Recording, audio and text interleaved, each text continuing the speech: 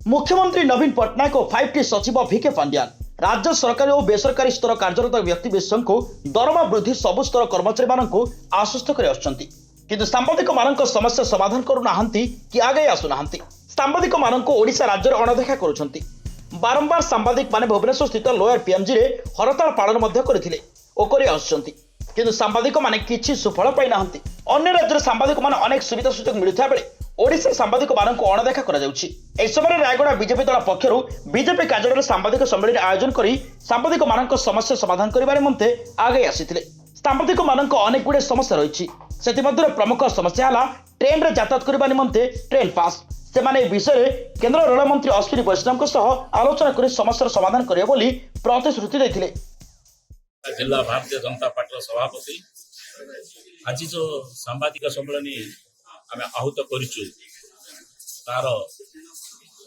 Main कथाटा है सांबादिक भाई मान समस्या कल्याणकारी योजना मानक केमती अंतर्भुक्त हेबे से समस्या प्रति ध्यान दे आम आज सांबादिक सम्मेलन आहूत करूँ। सांबादिक सम्मेलन है विभिन्न प्रकार समस्या थिला सांबादिक भाई मानकर से समस्या प्रति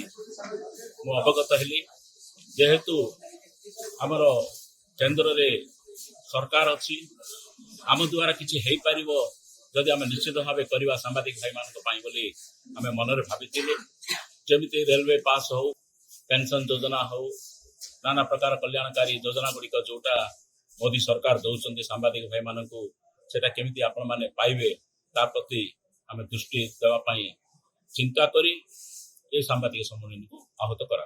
जे हमर गोटे डेमोक्रेटिक कंट्री नहीं एटा हमर गोटे जेतु गोटे डेमोक्रेटिक कंट्री जेकोसी गोटे डेमोक्रेटिक कंट्री रे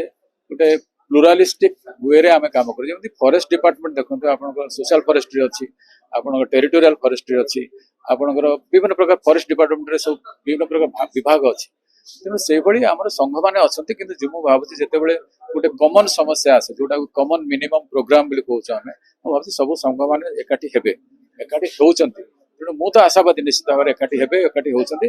कोई तो विभिन्न प्रकार जमी आम दी भाई चार भाई अच्छे अलग अलग होते भी गोटे समस्या सीरीयस समस्या आसिले समस्ते एकाठी हो जाती तेणु मुझे भावी गोटे प्लुरालिस्टिक सोसाइटी रे तेणु प्लुराल रहा किसी खराब कथा नुह कि समस्या जो सीरीयस समस्या आस समस्ते एकाठी होती मु आशावादी। जनता पार्टी ओडिशा प्रदेश स्थायी निमंत्रित सदस्य आज का सांबादिक सम्मेलन डाक तात्पर्य है भारतीय जनता पार्टी से अभियोग थिला जहां हृदयंगम करके आज दाबी संपर्क में सांबादिक सम्मेलन कर राज्य और केंद्र तरफ जो सुविधा सुजोग अच्छी सरकार कार्यकारी करने दिगरे कौन प्रकार सहयोग करूनी जहाँ भारतीय जनता पार्टी हृदयंगम कला वर्तमान आज पर्यंत विभिन्न समस्या पर लड़ी किंतु सांबादिक भाई मानक चिंता कर चिठी क्रमे आम जानलु ये समस्या अच्छी तेणु वर्तमान भारतीय जनता पार्टी जिला दल तरफ